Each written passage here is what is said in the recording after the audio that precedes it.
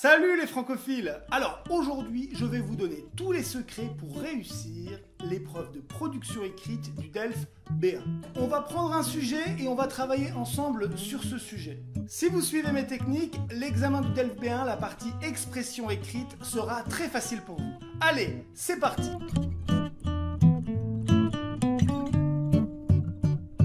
Personnellement, je suis jury pour les DELF du A1 jusqu'au C2 depuis à peu près 10 ans, donc je connais quelques techniques et je vais les partager avec vous. Parlons déjà de l'examen lui-même. La partie expression écrite dure 45 minutes, c'est un seul exercice dans lequel on vous demande d'exprimer votre point de vue, de donner une opinion et d'argumenter un minimum. Il faut écrire 160 mots. 160 mots, c'est pas beaucoup. Entre 160 et 180 mots. Attention, n'écrivez pas moins, sinon on va enlever des points. Je vous le montrerai dans la grille. Et n'écrivez pas trop, sinon on va aussi vous enlever des points. 160 mots, ça peut paraître beaucoup, mais vous verrez au final que c'est pas énorme. Ce sont toujours les mêmes sujets que l'on retrouve au DELF B1.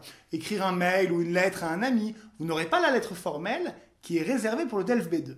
On peut aussi vous demander d'écrire un petit article dans le journal de votre école ou dans un petit journal, ou encore on peut vous demander d'écrire dans un forum, sur Internet par exemple. Regardons maintenant de plus près ces trois types d'écrits qui sont demandés au DELF B1. Dans ce premier sujet, tout simplement, on vous demande d'écrire un mail à un ami qui aimerait venir étudier en France comme vous. Donc, vous êtes en France, vous étudiez et vous devez donner les avantages et les inconvénients d'étudier en France et vous parler un peu de votre expérience. C'est un sujet typique du DELF. Un autre sujet qui est courant au DELF B1, c'est le sujet du forum. En effet, on peut vous demander, comme dans le sujet suivant, de donner votre opinion sur un problème écologique, par exemple, la pollution dans les grandes villes ici. Un autre sujet assez courant dans le DELF B1, c'est le sujet du petit article. En effet, on peut vous demander d'écrire un petit article pour présenter une fête, comme dans ce sujet par exemple, une fête de votre pays. Vous expliquez qu'est-ce que vous célébrez, comment vous le célébrez, voilà, vous expliquez un petit peu les détails de cette fête. C'est très facile aussi. Intéressons-nous au sujet d'aujourd'hui. C'est un sujet typique du DELF. Vous êtes parti étudier en France et un de vos amis vous écrit un mail car lui aussi, il aimerait venir étudier en France.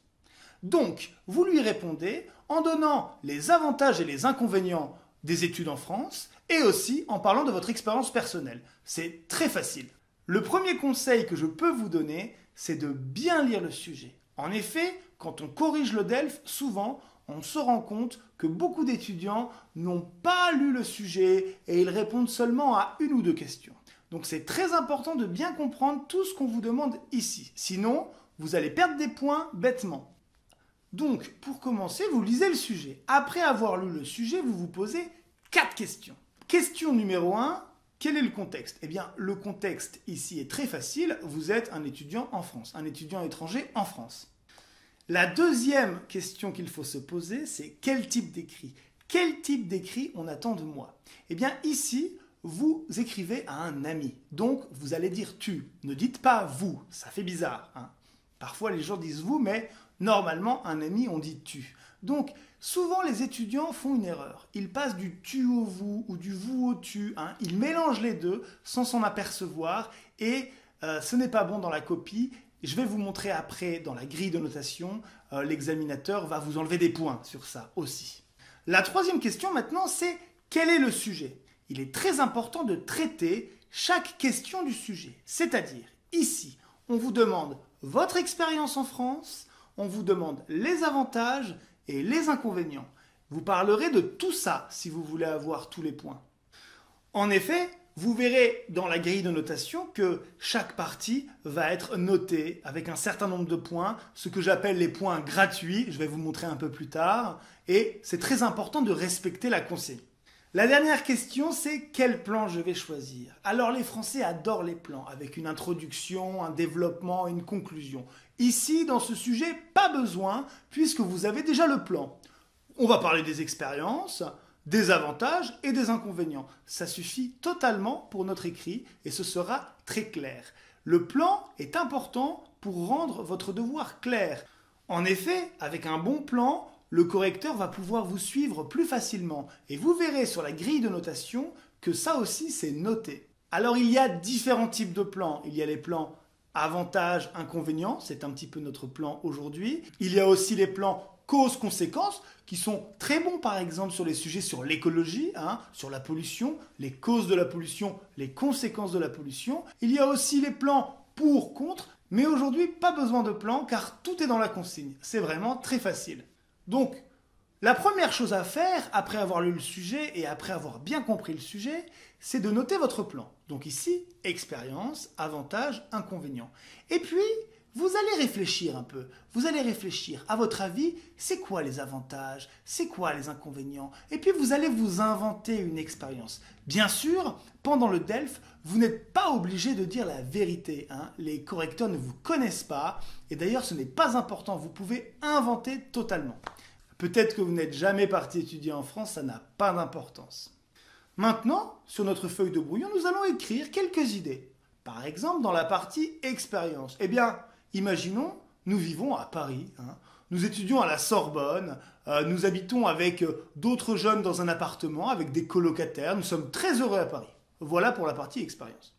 Vous notez quelques idées. Ne notez pas toutes les phrases dans un premier temps, notez seulement les idées, parce que de nouvelles idées peuvent venir et vous pouvez en choisir certaines. Ensuite, prenons la partie avantages. Quels sont les avantages d'étudier à l'étranger? Eh bien, le premier avantage peut-être, c'est l'apprentissage d'une langue. En effet, c'est plus facile d'apprendre une langue quand on vit à l'étranger. En Turquie, par exemple, ici, nous sommes en Turquie, eh bien, les jeunes ont du mal à pratiquer le français. Si vous partez en France étudier, vous allez pratiquer beaucoup. Voilà un premier avantage.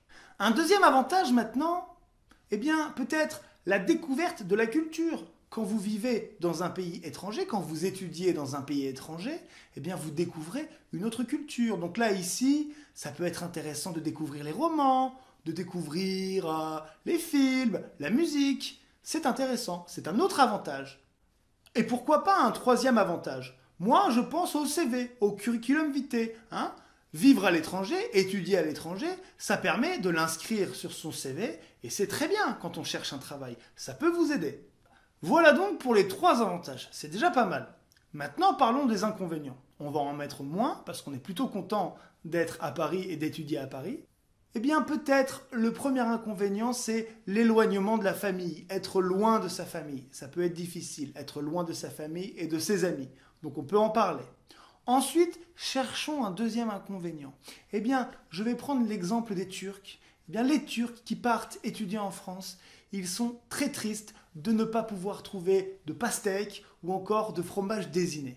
Donc, ils ont un peu la nostalgie de leur nourriture, de leur gastronomie turque. Voilà pour les 2 inconvénients. Eh bien, tout ça, ça va suffire pour construire notre devoir.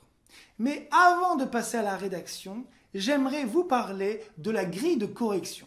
Parce que c'est très important que vous sachiez comment vous êtes corrigé. Le correcteur, il utilise cette grille. Alors cette grille est très intéressante, il faut la connaître pour gagner des points. Regardez de plus près cette grille, il y a 3 parties.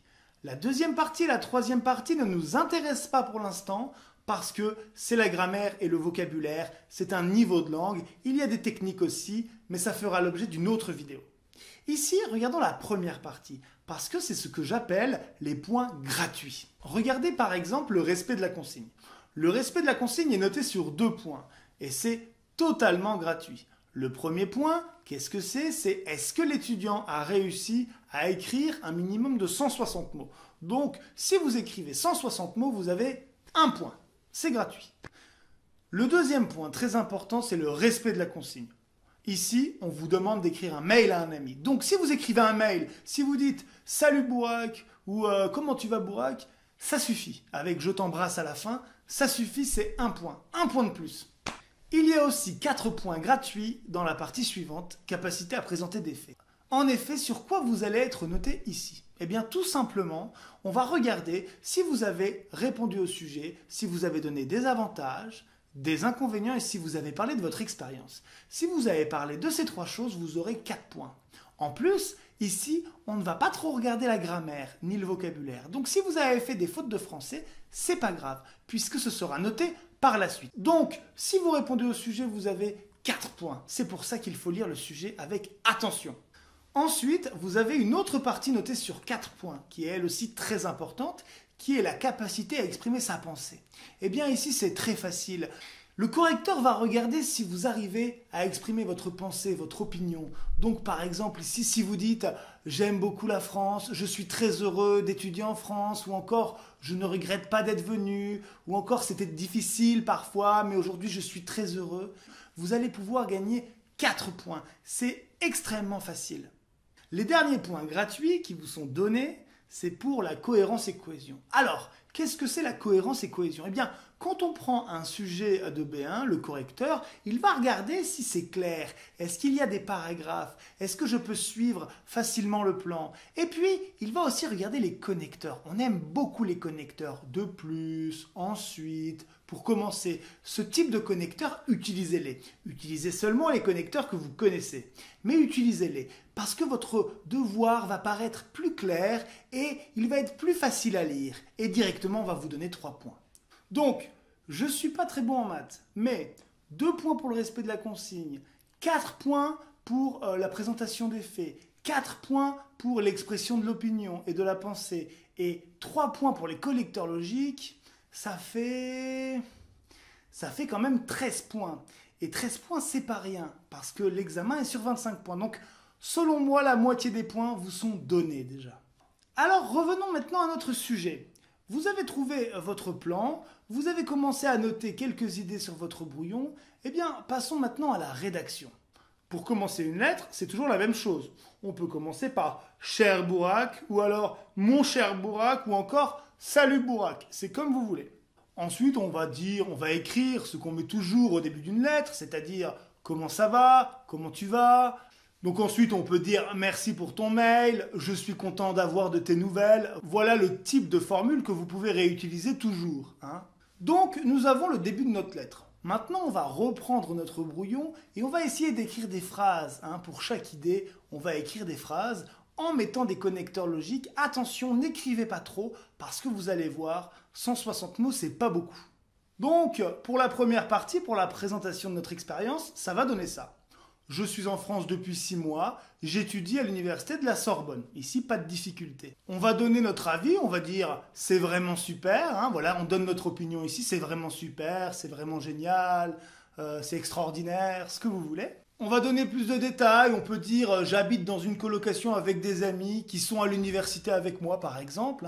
Et puis on va donner un peu plus de détails pour donner un peu nos sentiments, pour être sûr d'avoir tous les points pour les sentiments sur la grille de notation. On peut reprendre dans le sujet l'hésitation de notre ami, on peut dire « je sais que tu hésites ». Voilà, c'était dans le sujet donc c'est facile et c'est normal. Moi aussi au début j'avais peur. Voilà. Mais maintenant je suis très heureux, on peut rajouter ça. Toi aussi, tu devrais partir à l'étranger. Toi aussi, tu devrais partir à l'étranger. Point. Voilà pour notre première partie expérience. Donc maintenant, on va sauter une ligne pour passer à l'idée suivante, pour parler des avantages. Attention à bien espacer vos paragraphes, de bien sauter une ligne, de laisser un petit alinéa. Comme ça, le correcteur va voir très facilement votre plan et il va directement vous donner les 3 points gratuits pour les connecteurs logiques. Donc on va commencer avec le premier avantage dont on a parlé, c'est la pratique de la langue. On va dire par exemple, pour commencer, virgule, c'est très bien pour pratiquer le français parce qu'à Istanbul, je ne pouvais pas parler beaucoup. Point. C'est tout. Donc on va passer à la deuxième idée et on va utiliser le connecteur de plus. De plus est très utile pour rajouter une idée. Donc on va dire par exemple, de plus, c'est très bien pour découvrir la culture française, de nouveaux films, de nouveaux artistes, les classiques de la littérature française. Ensuite, on va utiliser notre dernière idée, celle du CV, celle du curriculum vitae, et on va utiliser le connecteur enfin pour mettre un terme à cette dernière idée, pour que le correcteur comprenne qu'il y a bien 3 idées. Une première, ensuite de plus, et ensuite enfin. Enfin, virgule, les gens disent que c'est plus facile de trouver du travail quand on a étudié à l'étranger. Voilà, donc là nous avons notre partie avantage. Maintenant, on va encore sauter une ligne, mettre un petit alinéa, espacer tout ça, et on va passer aux inconvénients. Les inconvénients, il y en a moins, puisqu'on est content d'être en France, donc on va passer au premier inconvénient. Donc, pour cette dernière partie, pour les inconvénients, on peut utiliser une concession ou une opposition. On peut dire, par exemple, même si je suis très heureux ici, ou même si j'aime beaucoup ma vie ici, parfois, c'est difficile. Donc on peut donner un exemple, on peut dire « ma famille et mes amis me manquent », tout simplement. On peut finir avec la dernière idée pour les inconvénients en utilisant le connecteur aussi, en disant par exemple aussi les bons repas turcs me manquent. Ici, je ne peux pas trouver de pastèque ou de fromage désiné. Voilà, le fromage désiné et la pastèque, très important pour les Turcs. Ensuite, on finit notre lettre par une petite phrase « J'espère que tu viendras aussi en France ». On utilise enfin une formule pour clôturer la lettre. Alors, je t'embrasse, bisous, à bientôt. C'est vous qui choisissez, c'est toujours les mêmes. Et ensuite, on signe et c'est terminé. Vous voyez ici, c'était pas très compliqué et on a déjà près de 180 mots. Donc, c'est presque trop. Faites très attention à ça. 160 mots, 180 mots, c'est pas beaucoup. Et après avoir fait le plan, vous allez écrire et vous allez sûrement dépasser. Vous allez trop écrire. Donc, ce qu'il faut faire, c'est enlever les informations qui ne sont pas importantes et garder le reste. Peut-être enlever les phrases dont vous n'êtes pas sûr et garder le principal. Comme ça, vous recomptez vos mots. 180 mots, c'est parfait. Pour finir, regardons avec la grille de notation. Notons ce devoir. Alors, en grammaire et en vocabulaire, c'est parfait. Bravo pour notre étudiant, il a tout réussi. Parlons maintenant de la première partie, respect de la consigne. Est-ce que la consigne est respectée? Écrire un mail à un ami? Oui. Salut Bourak et je t'embrasse, c'est donc un mail, bravo. 1 point. Ensuite, est-ce qu'il a respecté la longueur? 180 mots, c'est le maximum, donc bravo, 1 point de plus, ça fait 2 points. Maintenant, est-ce qu'il a réussi à parler des faits, à parler de son expérience, à donner des exemples, tout ça? Oui, il a très bien réussi puisqu'il parle de la nourriture, il parle de la culture, il parle de la langue, l'avantage d'apprendre une langue, il parle de beaucoup de choses, donc on donne 4 points. Ensuite, est-ce qu'il a exprimé sa pensée? Est-ce qu'il a donné son opinion? Oui, il a dit qu'il était très heureux, il a dit que c'était vraiment super et qu'il ne regrette pas. Donc, on a 4 points de plus. Ensuite, pour la dernière partie, cohérence et cohésion, là aussi, l'étudiant gagne tous les points. En effet, vous voyez, le texte est très bien espacé, on voit très bien les différentes parties, il a utilisé des connecteurs logiques, donc c'est très bien, 3 points. Donc ici, l'étudiant a 25 sur 25.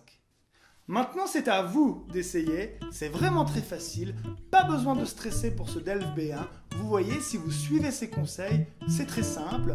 Je ferai d'autres vidéos, bien sûr, sur comment s'exprimer sur un forum ou comment écrire un article dans un petit journal. En attendant, abonnez-vous, mettez un petit pouce bleu et à très bientôt les francophiles.